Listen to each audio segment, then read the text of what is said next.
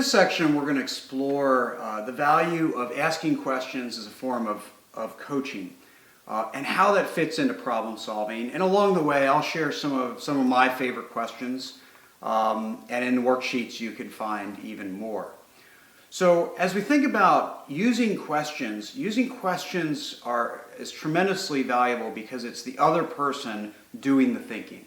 The coachee has to come up with an answer, right? Whether it's a well-articulated answer or simply reflecting on that answer almost doesn't matter. You're still helping trigger their brain, trigger their thought process, and still help them own their learning.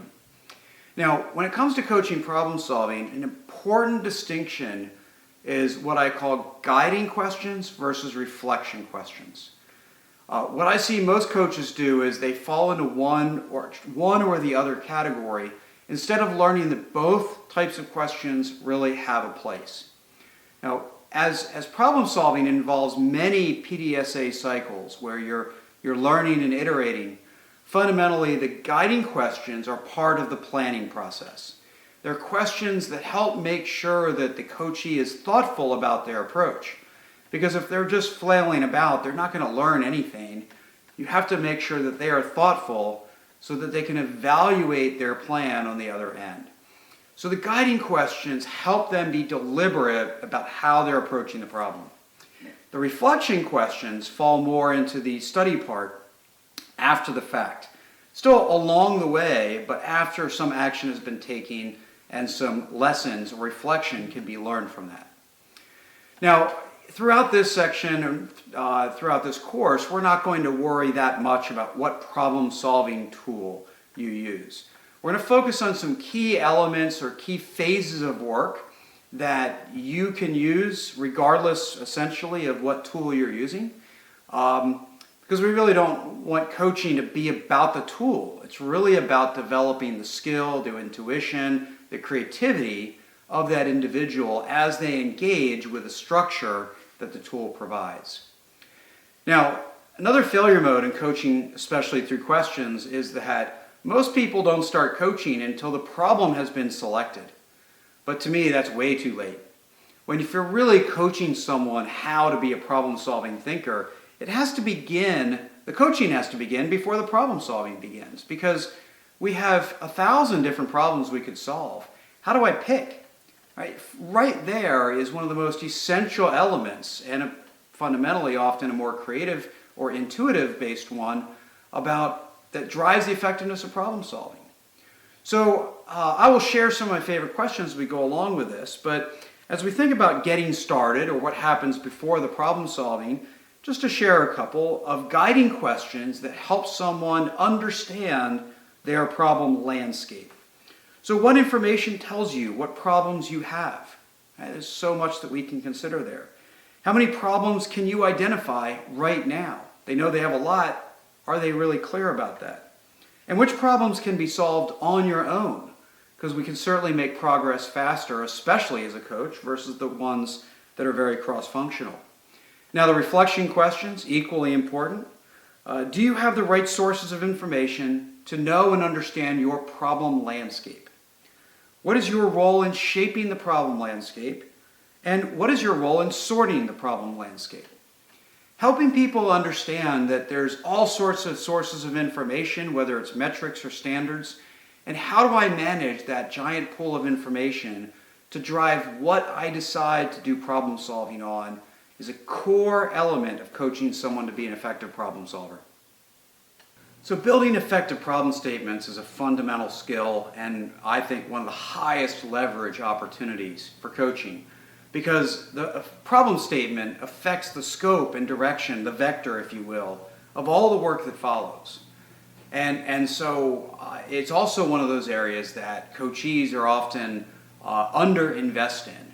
And so slowing them down, making sure they're thoughtful about the problem statement can be very powerful. So some questions to understand that better. Again, guiding questions that help them approach their work. Do you have a standard? Was it followed? And did the standard still yield an unacceptable result? Fundamentally, understanding if we're solving we don't have a standard versus the problem, the standard failed, it's Very different type of problem to solve.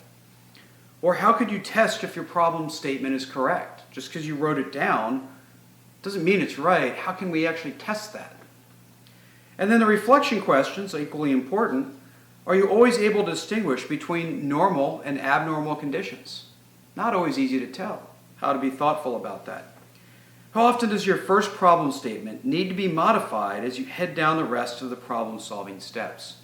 Learning to be flexible and learn from subsequent steps to modify the problem statement is a very important skill.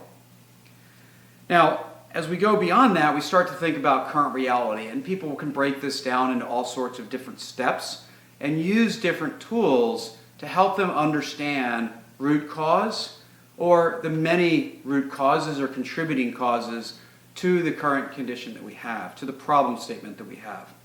Now, in terms of guiding questions, there's without doubt two most powerful questions that I have found is what do you not know or understand about the problem, and what's the best way or method to go learn? The reason these questions are so powerful is that most people grab the tool that they're most familiar with, and it may not be the best tool to help them learn. And taking it a step back further, they start capturing all the things they know, when in fact it's the things that they don't know about the problem that's probably hurting them the most. So I found these guiding questions to be very effective. And in terms of reflection questions, are you more focused on what you already know or what you don't know? Helping them really be aware of that is valuable. And how important has this phase of work been to making the rest of the work much easier? I think many people start to learn through reflection that if you invest heavily in the front end of problem solving, the back end goes that much better. Whether the target state development or ideal state development is a formal part of your problem solving, I believe is actually less relevant to should we be coaching it. Because helping people think beyond just the elimination of a gap is one of those skills that must be cultivated. So thinking about the target state, I believe, is a key part of coaching. So in terms of guiding questions, if you had no constraints, what would good look like? So again, we don't start with the constraints, we think about what good looks like. And how might we test our best idea, or how might we test our crazy idea? And we don't have to throw it away too quickly. How do we go test how close we can actually get to the ideal state? We might be surprised. And reflection questions for the target state. How has having a target state enabled you to move past the first obvious solutions? Or how do we separate our doubts, fears, and restrictions while creating our ideal state? So some things to think about for the target state. We then start to move on to an action plan. And often here the guiding questions are fairly straightforward, but a few examples of helping them. The very simple version of who will do what by when. Just making that clear is sometimes very helpful. And what stands in the way of successfully completing the action plan? Just another simple guiding question for the action plan part of the work. And then reflection questions. Are you committed to your answer, or do you still consider this an experiment? I think helping people reflect on that is so valuable. I see so often people struggle with, they have an action plan, it's time to march forward. Instead of being open to things failing, to learning more, to modifying and adjusting, and ultimately crafting an even better solution. And finally, we have to be effective at verification. We have to validate that we have effectively closed the gap, that we have effectively solved the problems. So some guiding questions that should help. Do you have a clear hypothesis of what result you'll get when you make a change? And do you have a plan to observe the test? Just having a hypothesis isn't enough. Do we really have a thoughtful process to understand, observe the actual test? And then reflection questions. When's the best time to start to think of how you will test your proposed solutions? I think when people do more and more problem solving, they learn that thinking about the test while they're thinking about the problem statement often starts to connect the bookends of the whole problem solving process. And doing that in a more connected way is very valuable later on.